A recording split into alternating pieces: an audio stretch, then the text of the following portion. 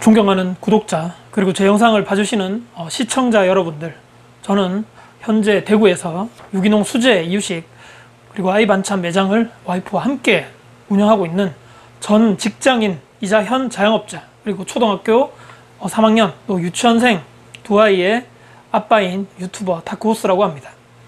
저는 오늘 이번 정부 부동산 정책에 대한 전반적인 문제점을 전문가적 관점이 아닌 일반 시민의 한 사람으로서 같이 고민하고자 제 생각을 정리해서 말씀드리려고 이 자리에 섰습니다. 저는 임대인입니다.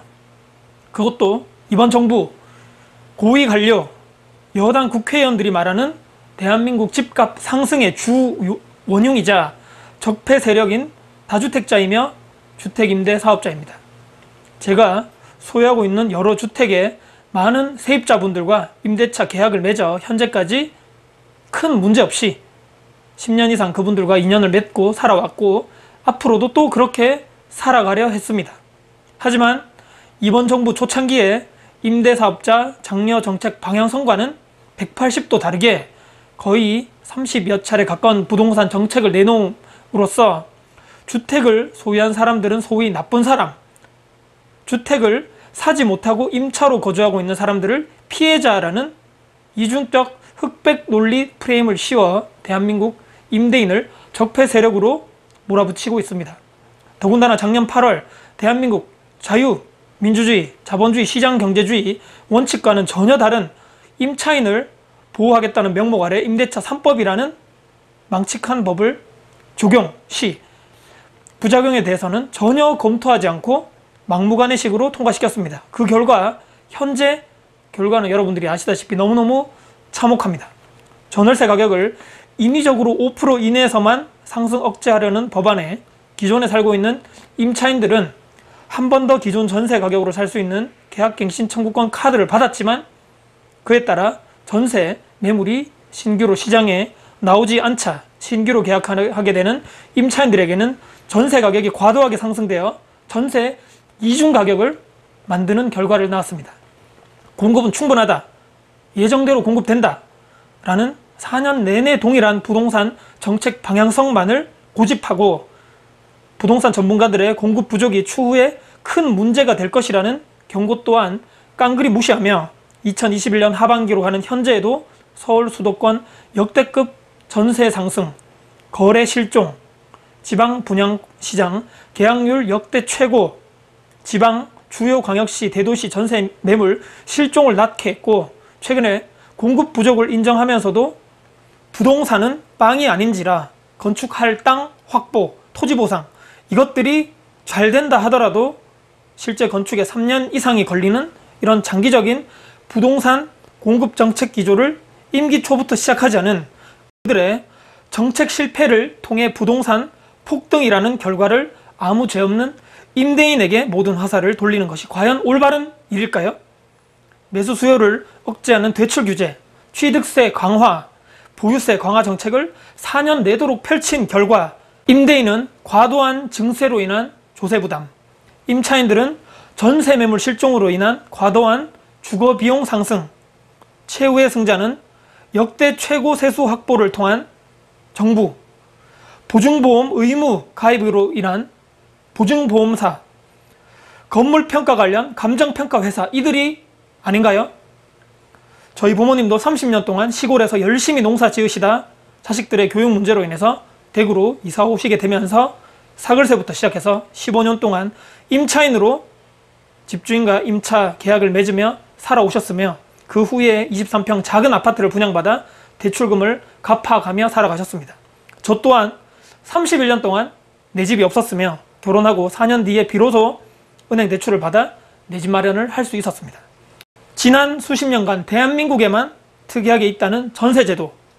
임대인은 세입자의 전세금을 받아 그 돈을 활용해서 좋았고 임차인 또한 세계에서 거의 대부분의 국가에 있다는 월세보다는 주거비 부담 측면에서 전세제도가 더 이득인지라 목돈을 맡긴 채 내 집 마련을 목표로 열심히 돈을 모았습니다.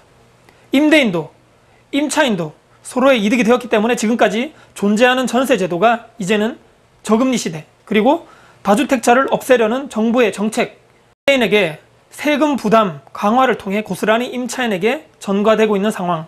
전세는 점점 메리트가 없어 사라지고 전세의 반전세와 또는 전세의 월세와 전환 속도가 점점점 가속화될 것이라 예측하고 있습니다. 이 모든 의사결정을 통해 피해를 받는 것은 해당하는 국민들일 것입니다. 사람이 잘못된 판단을 할 수 있습니다.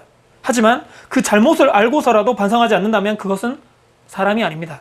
국회의원인 나는 다음 살 집을 전세 끼고 사는 것을 투기라고 볼 수 없다 라고 하면서 일반 국민들이 전세 끼고 집 사는 것을 투기꾼, 적폐 세력이라 매도한다면 그 또한 내로남불의 정석이라 하겠습니다.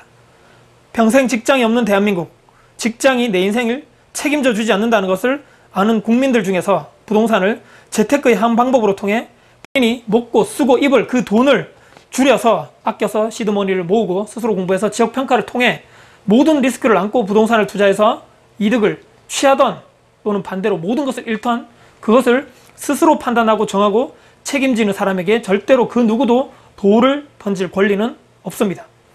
이미 정해진 개발 정보, 내부 정보를 빼내 좋은 땅을 사거나 아파트나 건물을 사는 사람들, 고위직에 있는 본인의 힘을 이용해 여기 이 지역을 개발해라, 여기로 여기 들어오게 해라, 여기 대규모 택지를 개발하거나 아파트를 지어라 라고 압력을 가하는 사람들, 농사를 짓는다고 신고해놓고 그 땅에 아무것도 하지 않아 농지법을 위반한 사람들, 그런데 그 땅에 하필이면 로또 같은 확률로 대규모 개발이 예정되어 있는 그런 불가사의하고 천문학적인 확률로 그 땅을 소유했다는 사람들, 은행과 불법적으로 결탁해서 불법 대규모 대출을 받아 투자하는 사람들, 과연 누가 적폐입니까?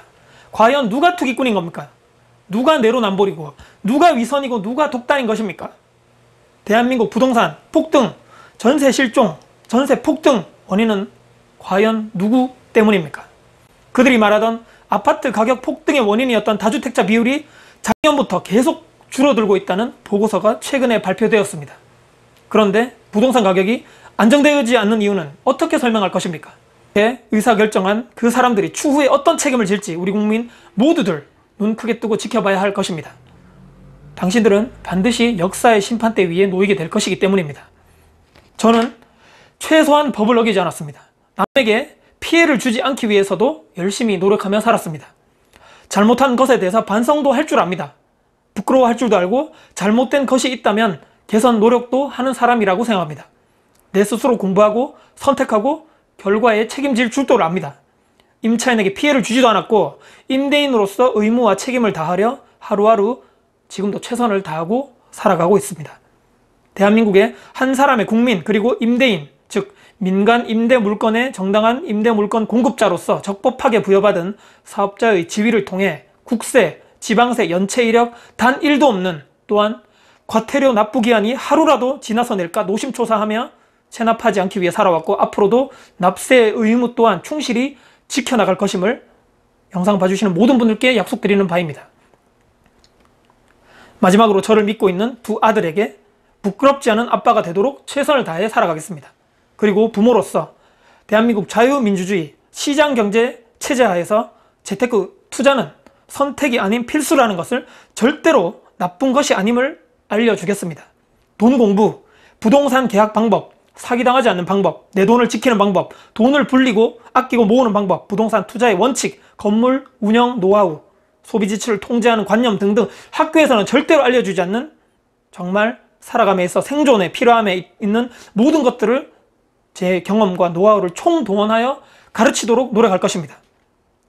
마지막으로 41년 열심히 산 죄, 임대사업자를 등록하라고 했던 정부 말만 믿은 죄, 납세 의무를 성실히 한 죄, 지난 인생 내 스스로 노력을 피땀으로 일궈낸 것들에 대해서 적폐 투기꾼 취급받는 것에 대해서 분노 또 분노를 하고 있지만 오늘도 내일도 존버하며 살겠습니다.